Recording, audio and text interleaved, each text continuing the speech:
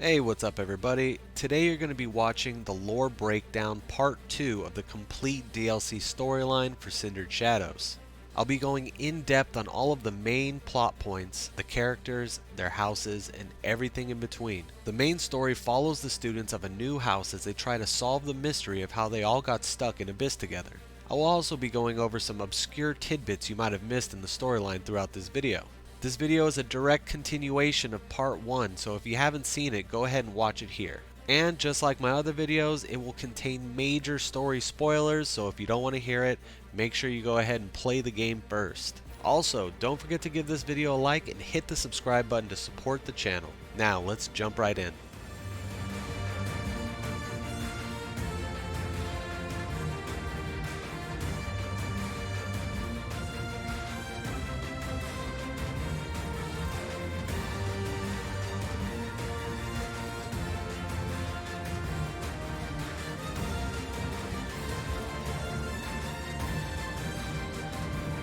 So, as we left part 1, the students just found a secret passage to the Chasm of the Bound, and despite Elfric's warning, the group decides it's in their best interest to check it out. As it turns out, the secret passageway they found leads to a giant clearing far below Garreg Mach Bridge. While looking around, Edelgard notices that Constance seems to be hiding in the shade of the clearing, and after questioning her, Constance decides to step into the sunlight. It's here that another extremely weird character quirk of Cindered Shadows is revealed. It appears that in the sunlight, Constance loses all forms of self-confidence and self-esteem.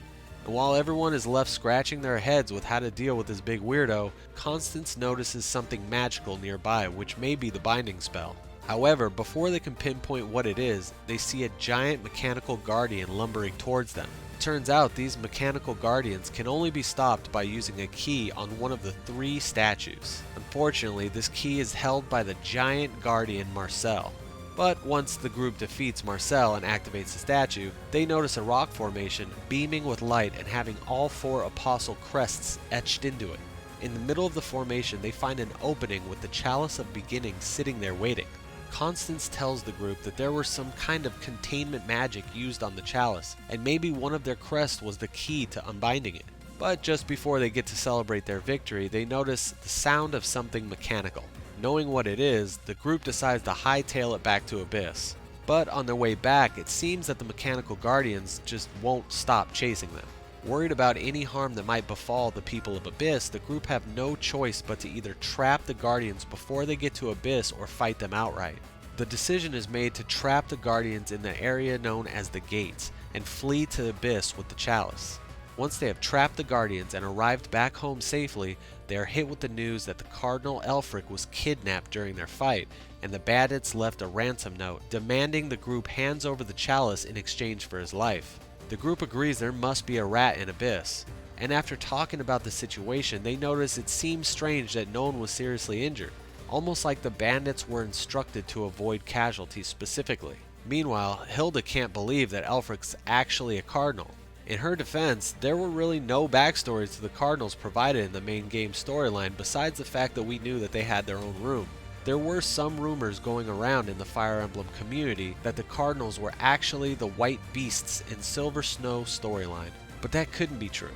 If you look in the Cardinals' room, you can clearly see that it was at least in use by somebody fairly recently. It turns out that the identity of the Cardinals was just a huge secret of the game, and the Cindered Shadows storyline was our chance to see that they really do exist. The Ashen Wolves don't seem to know that Elfric was a Cardinal, but they suspect that Yuri did. And they are absolutely right. If you can remember, at the beginning of the Cindered Shadows storyline, the rogue sent by Yuri that was followed into the Abyss was originally sent to the Cardinals' meeting. So Yuri definitely knew about the Cardinals, and at the very least, he knew that Elfric was one of them. While discussing the plan at hand, Alois pops in and tells the group that the church has heard about the kidnapping of Elfric, and he was dispatched to do all that is necessary to get him back. Yuri then shows Alois the ransom note and the chalice and decides that they must report this to Lady Rhea at once. Rhea then confirms the authenticity of the chalice, and though the Ashen Wolves are awaiting punishment for the removal of the holy relic, Rhea does no such thing. She's just happy the chalice is back in the hands of the church, but suspects the unbinding had to do with the professor's presence.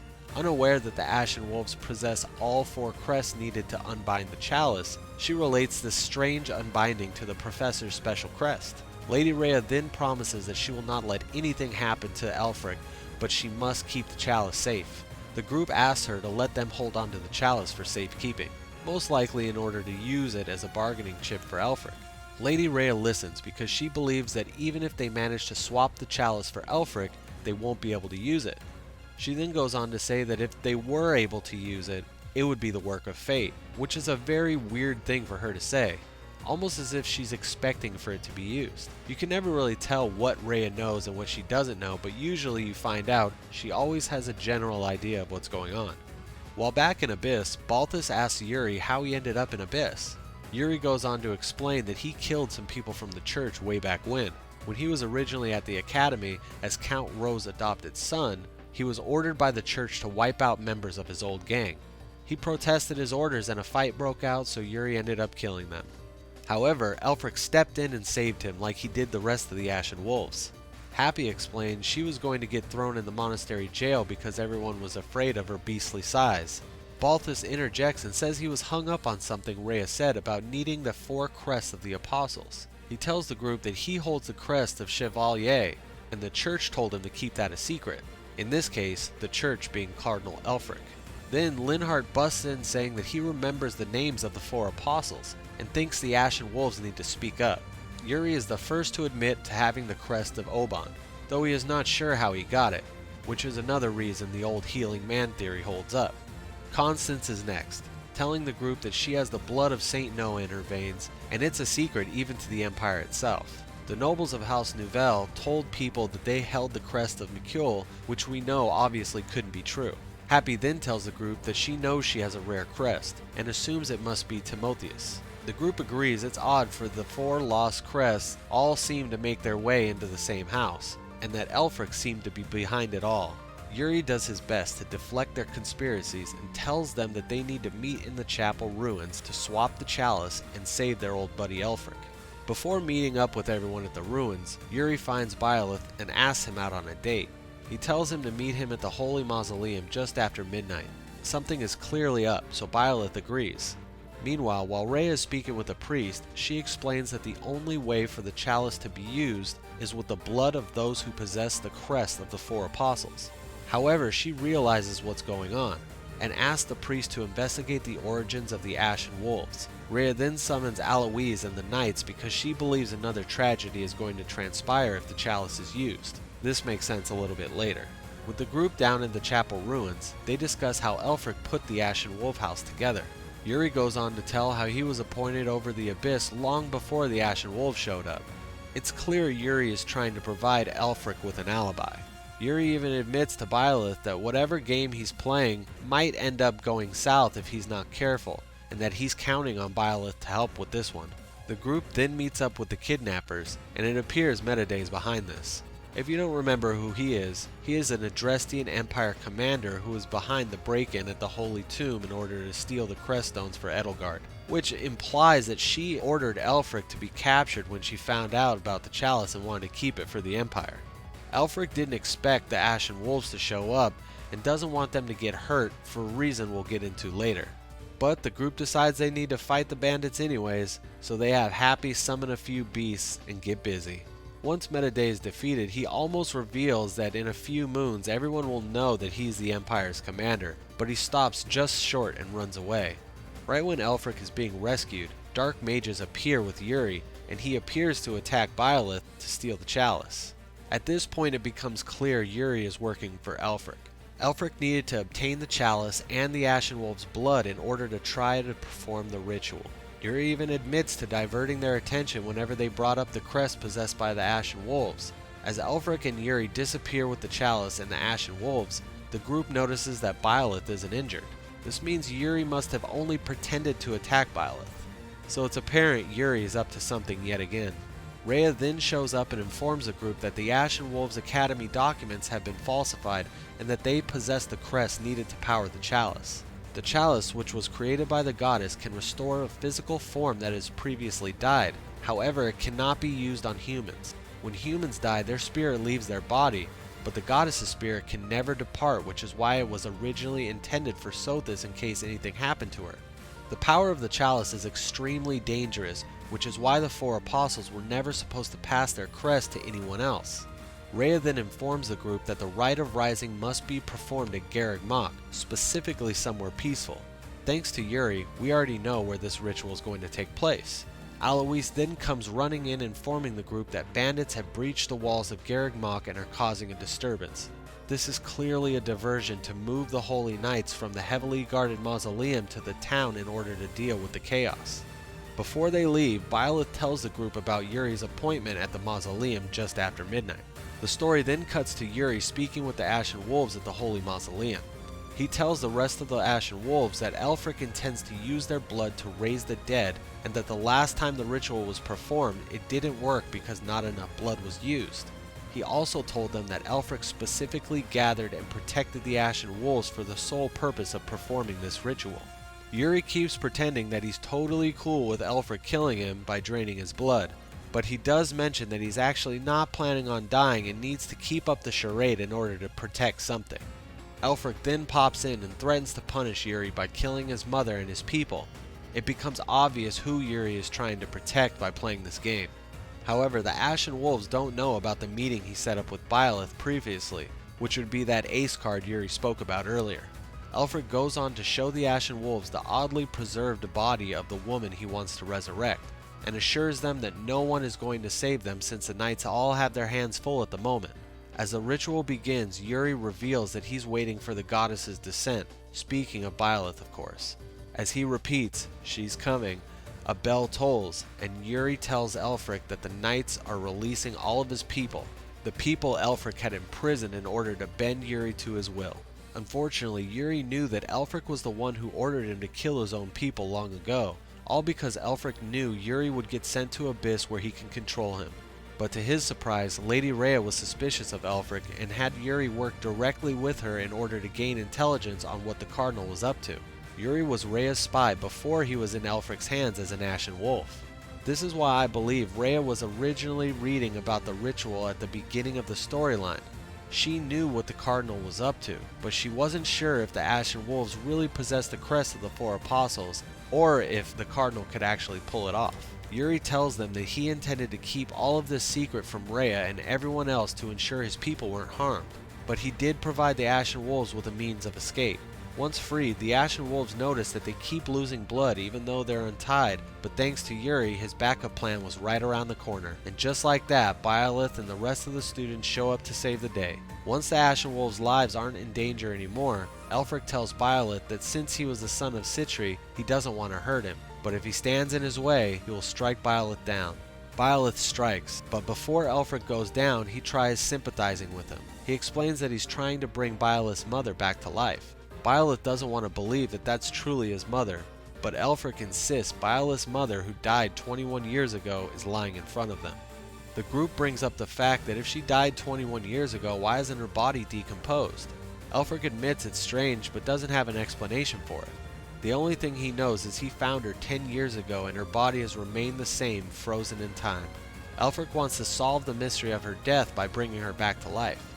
Once Aelfric is done spilling the beans, Rhea busts in.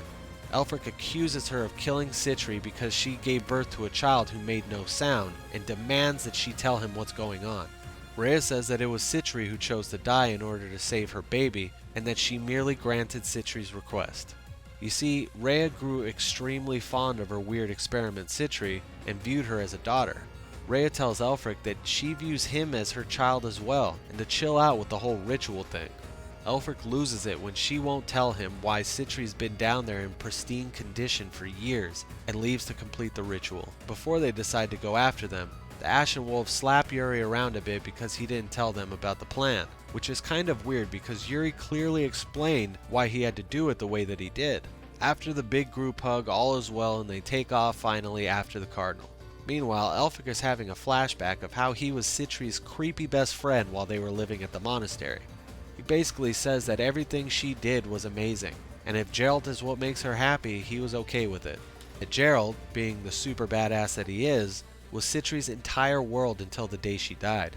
Elfric went to her funeral after that and assumed that that was the end of it, until he was poking around Abyss 10 years prior and found her body just as it was when she died.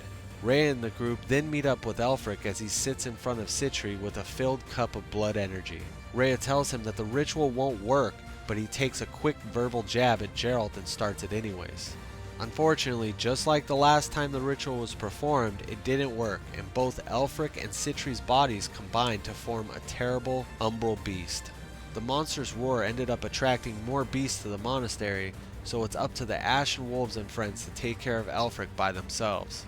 After a crazy battle, Rhea explains that it's over, and congratulates the group for saving everyone, including Citri. She then tells Violet that his mother told her to give him her heart, which was the creststone of Sothis. If she didn't, both Citri and Violet would have died. Rhea admits that Citri and her were extremely close, and when she died, she couldn't bear to bury her in the ground, so she found a little hiding spot for her body so she can come visit her every once in a while. Yuri explained to the group that Elfric used to take care of the people in Abyss, until he found Citri's body 10 years ago. From there, Elfric began to distrust the church and would stop at nothing to bring Citri back to life. The Ashen Wolves pretty much agree to stick together in Abyss, but fear the church will crack down on them. Rhea informs them that though she's disbanding the Ashen Wolf House because it got so corrupted, they're free to do as they please now. She reminds them that Abyss was always a place for people to find refuge and peace, and tells Yuri that although he murdered and did a bunch of crazy stuff, the weight of those actions on his conscience are punishment enough. Having newfound freedom, Constance says that she plans on going back to the Ferdiad Royal School of Sorcery to make a name for her and her house. Happy decides to check on her family, but if it doesn't work out, she'll just head back and hang out in Abyss anyways. Balthus needs a way to find money to pay off his debts, but doesn't really have any plans on how to do that. Yuri just wants to be a rogue and take care of his people, and possibly be a better person. Violet and the students offer to take care of Abyss, and everyone agrees that they're friends. And well, that's pretty much it. Thanks for watching, everyone. I hope this comprehensive look at the Cindered Shadow storyline helped you understand all of the moving pieces of lore a little better. So tell me what you guys think. Do you think that Elfric wasn't really that bad of a guy? What do you think that Rhea actually knew about all of this, including Citri? Let me know down in the comments. I hope you guys enjoyed it, and if you did, give this video a like, and as always, don't forget to hit that subscribe button for more dope content. Peace out, everyone.